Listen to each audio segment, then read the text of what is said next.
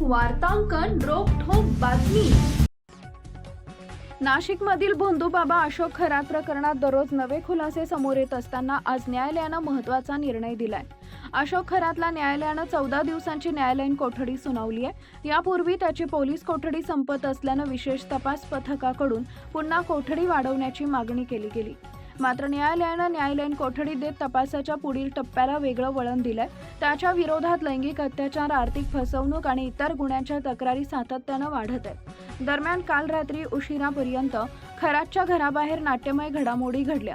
शिर्डी येथील जमीन फसवणूक प्रकरणात अशोक खरातसह त्याची पत्नी कल्पना खरात हिच्यावर गुन्हा दाखल करण्यात आलाय। मात्र एसआयटीचे पथक पोहोचण्यापूर्वीच कल्पना खरात फरार झाली। दुसरीकडे खरातचा मुलगा हर्षवर्धन याला पोलिसांनी घरातून ताब्यात घेतल्यानं या प्रकरणाला आणखी गंभीर वळण मिळाले। तपासादरम्यान अशोक खरात अपेक्षित सहकार्य करत नसल्याचा आरोप एसआयटीकडून करण्यात आलाय। त्यामुळे तपास पुढे नेण्यासाठी त्याच्या मुलासमोर चौकशी करण्याची तयारी होती।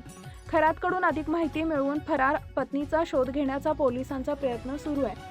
सुरुवातीला लैंगिक अत्याचाराच्या प्रकरणांवर लक्ष केंद्रित करण्यात आलं असून त्यानंतर आर्थिक व्यवहार आणि फसवणुकीच्या बाबींची सखोल चौकशी टप्प्याटप्प्यानं केली जाणार आहे। दरम्यान न्यायालयात सादर केलेल्या पुराव्यांच्या आधारे पुढील तपासाची दिशा ठरणार आहे। पोलिसांनी जमा केलेले पुरावे आणि साक्षीदारांच्या माहितीच्या आधारे प्रकरण अधिक मजबूत करण्याचा प्रयत्न सुरू आहे। महाराष्ट्रातील महत्त्वाच्या आणि ताज्या बातम्या पाहण्यासाठी आमच्या जय हो न्यूज चॅनलला सबस्क्राइब करा आणि बेल आयकॉन प्रेस करा।